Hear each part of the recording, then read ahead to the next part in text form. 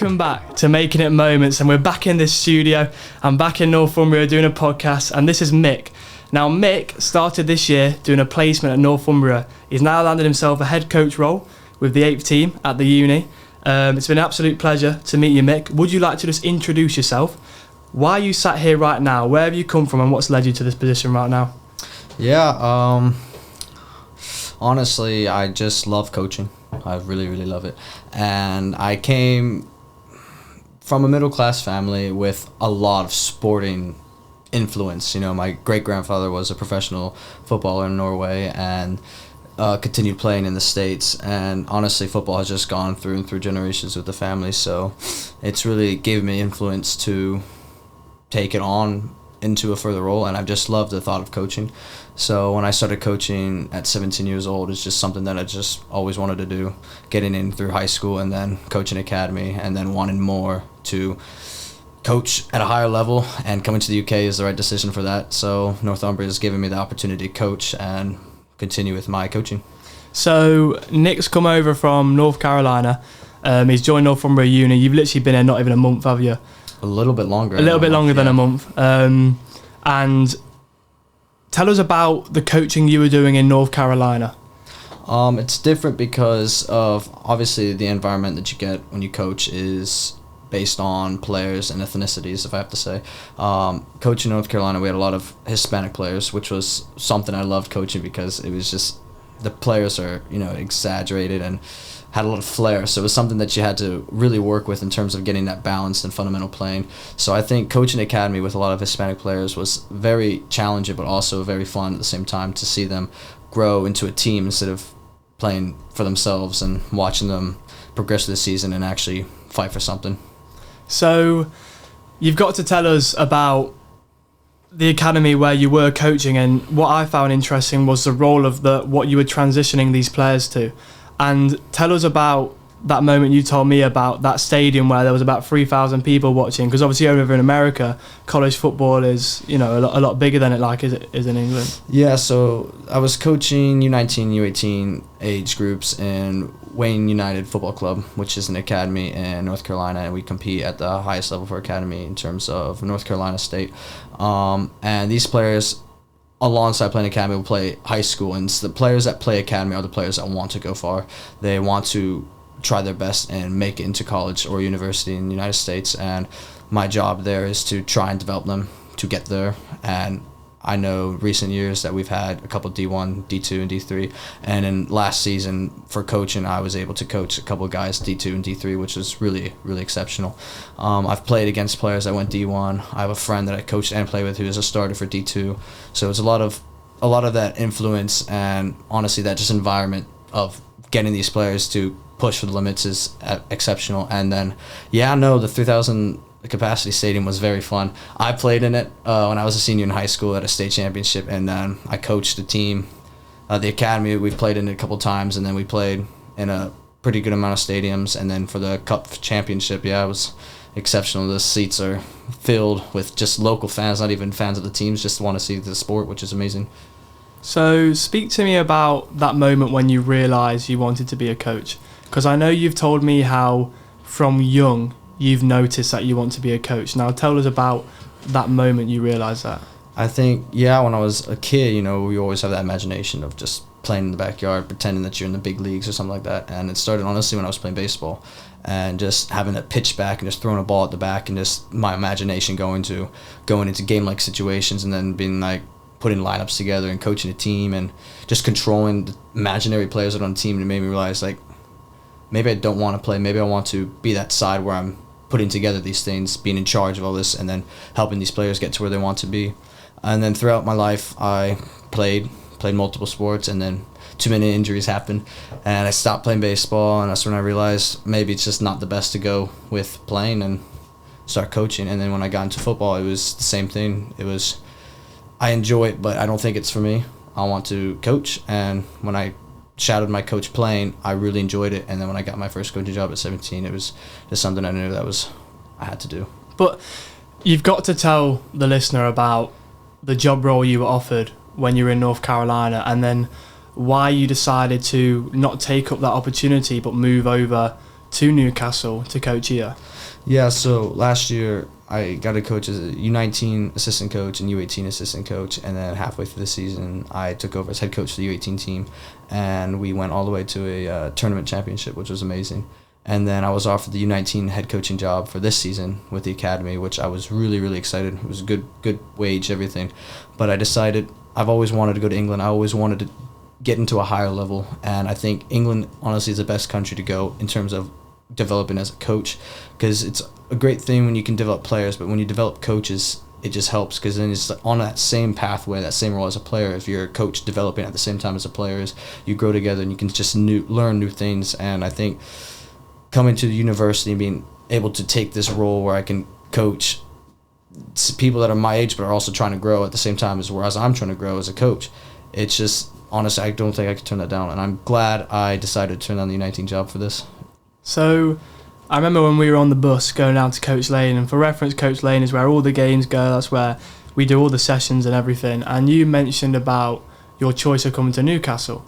Now speak to us about why Newcastle stood out to you and why it's Newcastle that's the place you're coaching, because it could have been anywhere in the UK. Yeah, no, I honestly, it was, the UK was the main goal, but Newcastle, I don't know, I just think it was just hinted at me in my life. You know, I think the Lord has really just pushed that through my mind, and honestly, it was just like hinting, like, I want you to go there, I want you to go there. And I just left it in the back of my mind until I was looking at schools in the UK, and Northumbria came up. I was like, where's Northumbria? And I looked it up, and it was in Newcastle. I was like, huh, why was this the first thing that popped in my head?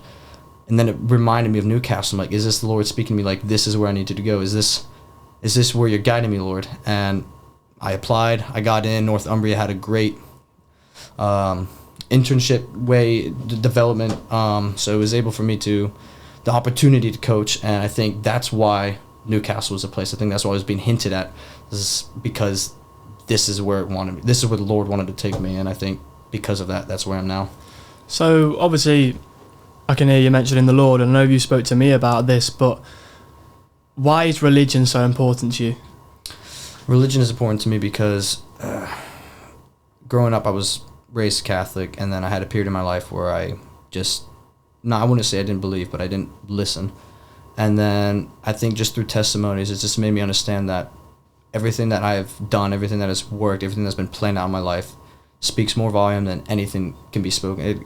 Anything anyone can imagine. There's just no explanation for it. I read the Bible.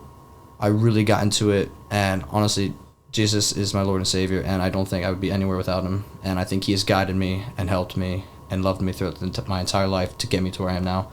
And I don't think there's anything more important than that. No, that's good. So when, like, going into this year, what is it about your religion and God that you feel gets you through tough moments, gets you through life in a way? Yeah, honestly, I wouldn't say I was scared, but a little nervous, moving to a new country with not much money, to take on this role, go to uni with no friends.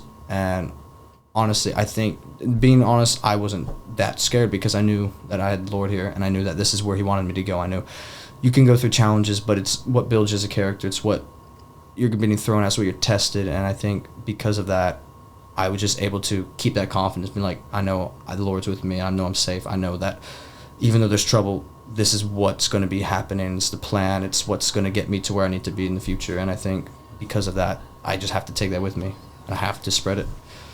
No, it's a pleasure that I got to meet you the other week, and it's a pleasure what we have ahead of us. So for context, me and Mick are going to be coaching the 7th and 8th team, so Mick's with the 8th team and with the 7th.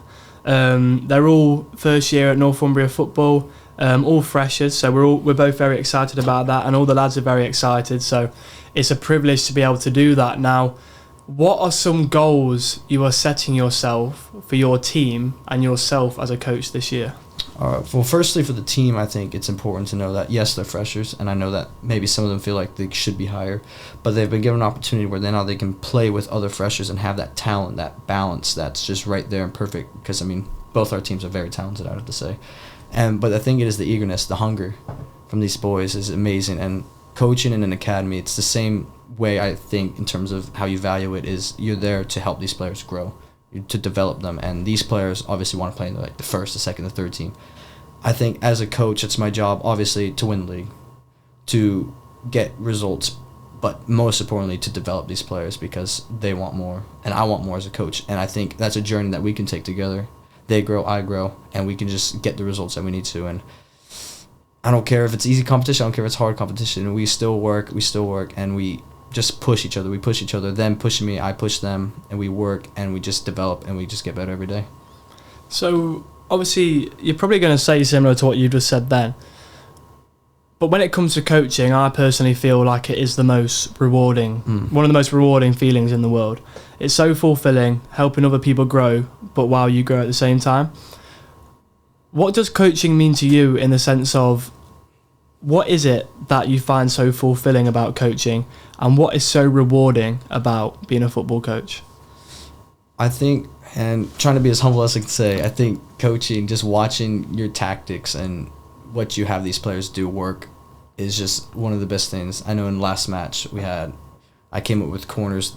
I was working on different corner formations for almost 4 days, and I was doing them in class during uni time, just trying to get what's right, and to see it work all in the match was amazing. Scored 4 goals off those 2 corner formations that I created. It was honestly amazing, and to hear that the players realized that and told me that was like, wow, those corners actually worked. It lights you up, but it's also like, okay, you know you're doing something right, so now it just gives you more confidence to just go with it, and that shows that they have trust in you, which I think is also really, really key. If I asked you, why do you football coach each week in, week out, why? What brings you there? Why do you do it? I love the sport. I love, honestly, playing is great, but I just think that the control, not in terms of you have all say, but that control in terms of you have more say than you can as a player, and watching someone put their trust in you and watch it work out is just amazing. But I think, honestly, it's just being there and putting your ideas out, because everyone wants to have ideas. I think, honestly, coaching is not really an entrepreneurship, but it's more of a way to create new styles in the game, and I think doing that every day would be amazing. So I don't even want to say in a Mick dreamland, because everything's possible, but what is the peak of where you want to get to? What is it that you, on a personal level, want to achieve as a coach? In this season, or just for a life dream, what would that be?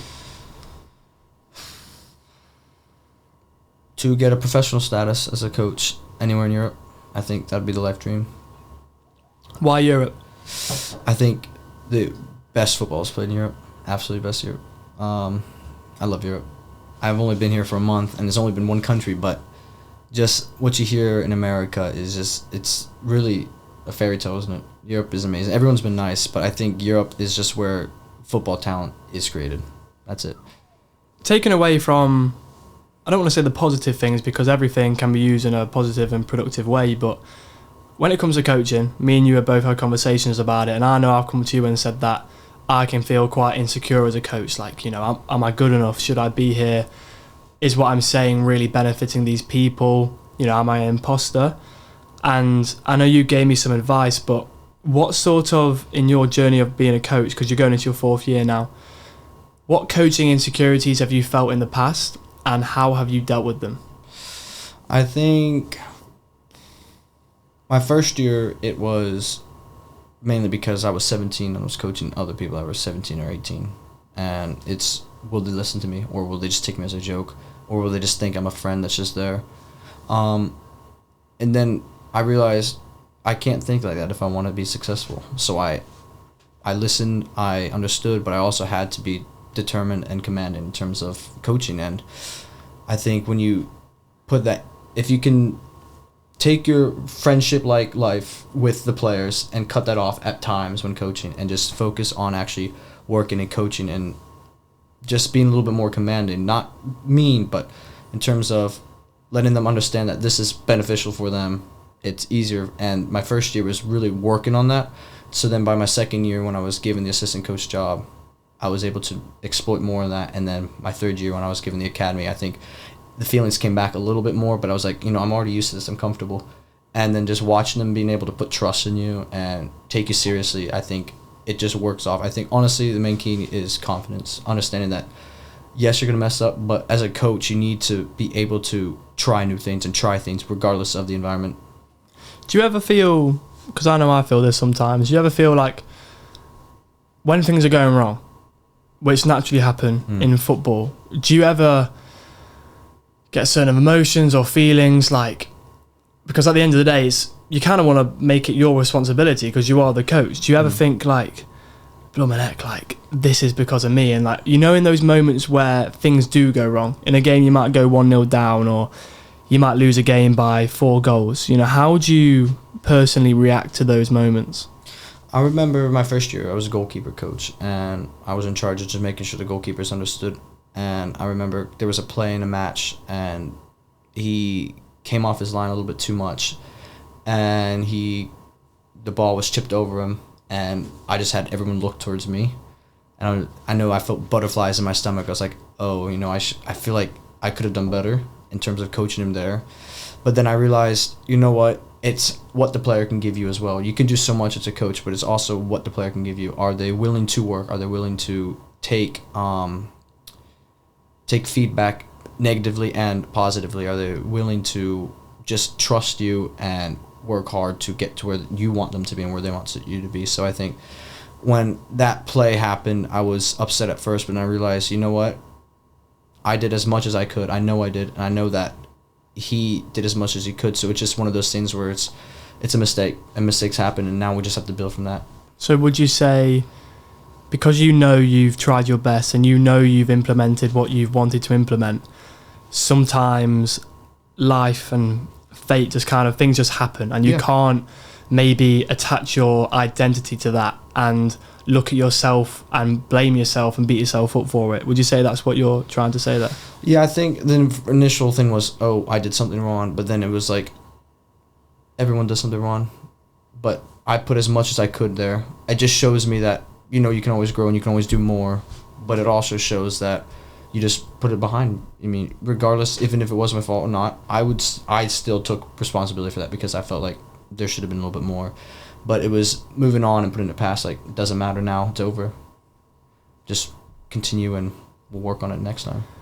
Who are people in your life who you feel like have shaped you in a way? Who are people that have made an impact on you, Mick, as a person, and who's someone or who are people in your life who have really helped you develop to be where you are right now?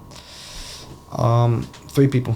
My mom, Coach Mono, and Lord Jesus Christ. I think my mom, being in a divorce relationship and having to raise us solo, really helped me. It helped me mature faster. I was there helping out with my special needs sister from the age of 10 to really until I left the States. It just helped me grow maturity and take leadership roles, I think. And then with Coach Maldonado, he was my football coach in high school, and he was the one I shadowed a lot. He had a great history in terms of playing and then coaching as well, and I think that his knowledge and his personality just really helped me grow. And then, like I said, there's no explanation for Lord. I think Lord is just the greatest thing that ever happened, and I put my trust in him forever. No, brilliant stuff, man. That's really good to hear those people have made that impact on you, and it's people that do make the difference, and it's really nice to hear that those people have made that difference, and you can develop yourself more for those people. And I think me and you both know what gratitude is, and we both are very grateful for where we are and those people that have brought us into certain positions. But let's talk a bit more about coaching philosophy. What would you say your coaching philosophy is, and what's inspired that? I really, really, really like high press. I think playing with a team where you're 90-minute players, you're fit, you do 2 weeks of conditioning, just running prior to the season to get you match fit, I think is one of the most important things, because if you can have those 90-minute players just pushing, giving you 100% every single match and win that ball, when you win the ball's yours. And then it just goes into possession, which the more time you have the ball, the more chances you can create in a match. And I think that with that high press, you get yourself that much more possession, and then you just got to keep it. And I think working on that positioning in terms of off the ball movement and on the ball movement is a really key to keeping that ball and creating the best chances. in terms of style and what I like, I think it's a mix of both Luis Enrique and Ira Cornerland, two coaches that I've watched growing up, and honestly I think have really influenced the style of what I like, as well as playing. I've realized when you shadow someone while playing, it makes you realize and understand what you want as well in the future. I'm playing in a team with 90-minute players where we're winning the ball and keeping the possession. It feels good. You rock the ball and you're controlling games. You win the midfield, you win games. So that's what I want to implement as well into my matches and coaching. No, you've definitely pushed me to do that as well, because as a player who is a defender, naturally I've always had that defensive mindset, but now I'm starting to realise like applying pressure and keeping the ball is two of the most important things in football, and also being quick in the transition. Like, why not hold the ball for as much as you can, but also want to win it back as much as you can? And to be fair, in our game on Wednesday, that was a big thing for us, applying pressure. Now, talking about the game on Wednesday, your first game coaching as a Northumbria head coach, how did that go? Oh, it was great. It was absolutely great. Still a lot to work on, but it was great. I think the lads really enjoyed it, and I think what I was trying to imply in terms of how I want the style to play was within the first 20 minutes, high pressing, keep control, and I think we scored 4 or 5 goals in that, which is like exactly what I want. And then it died down in the rest of the half. We got one again, and then I was like, it came at halftime, like, what do we do now? Do we just sit back? I was like, no. We keep playing, because the more time you can practice this, then you can put it in harder matches, and you're just applying that pressure and controlling the game, because I think the best teams are the teams that control the game, and that's what we need to work on, is to be able to control that game. Now, go on, tell them what the score was. 12-0. There you go. He's staying humble. But now I know you wanted to bring something up on this podcast about a moment recently where you went to the beach and you spoke to who you would describe as the Lord God, Jesus, however you would like to describe him, or they, or however that you identify that as. What was that moment like for you? And also, as well as that moment, how important has being going to the beach for you? Because I know you've really enjoyed that about Newcastle. I know that's a place you go to free your mind. Yeah, the coast is exactly where I go to free my mind, and I think it's also where I go to talk to the Lord, because I've had so many testimonies in my life to just prove to me that he's out there and he's real, and he's has that hand on my shoulder, and he's guiding me to where we need to be. I remember a couple months in, I was really worried. I was like, man, am I going to get this coaching job? Did I give up something amazing for something stupid? Am I going to get to England and not get a coaching job my first year and just work at, I don't know, a store or something? And I was really nervous for it, and I realized there's no need to be nervous for it. And I was getting told by a lot of people, like, you need to be careful, save money, stuff like that. And I was like, no, I've got my full trust in the Lord. I know that he's going to get me to where I need to be. And I think the times when I'm at that beach, I'm talking to him and realizing what he's done for me so far. I mean, I just could be happy. I'm coaching Northumbria football, which is amazing. And 3 months ago I was nervous for it, but there's no need to be, because I knew that that was his plan for me all along, and it's worked out. And my full trust is in him. I know what he's got in store for me is what is needed for me, and I'll enjoy it. So what excites you about the future? Ooh. I don't know. I'll see where it takes me. I think I don't have much worry in my life now, so it's just honestly enjoying the season and working as a coach and getting through uni and enjoying Europe while I can. What would you say is your proudest moment as a coach so far? It was when I took over the U18 team and we had a pre-match session, and I just put them through. It was a hard drill. Trust me, I had to get them really match fit, because they came from a style where it was just low block and not very much communication from the coach. And it's a possession drill that I do with every single team, and it's just something that works on winning that ball back and keeping that ball. And I just remember at the end of it, so many players came up to me and said, wow, that was amazing, that worked, it makes so much sense. And then when we applied it into that match, my first match, we went up 1-0 at halftime, and it was just amazing, because they just put so much of that effort that I wanted them to put in, and they trusted me in a new style of play that they've not played before, and it worked in that match. Eventually we lost that match. I think it was because, like I said, we just weren't match fit. I had to make many subs that match, and it's a progress. You got to take time with these things. But I remember that next match after that, they were like, we need to play like we did that first half, and that just shows me that what I imply out there actually works and people can trust it. Nah, cheers, man. Now, I really appreciate your time coming on this podcast, but just before we conclude, what advice would you give to a young coach starting out right now? Oh, enjoy it, and honestly be confident. If you have new ideas, share them, because if you just keep them inside, they're never going to be used. I think your ideas are worth something to try every single time, and even if they don't work out, you can grow with feedback from players and other coaches. And honestly, like I said, it's that confidence. Really, really be confident in what you do. Before we close up, is there anything else you'd like to add? No, thank you. Brilliant. Well, thank you for coming on, Mick. Yes, That's been Mick, Making It Moments. Appreciate that, brother. Take care, man. Thank you,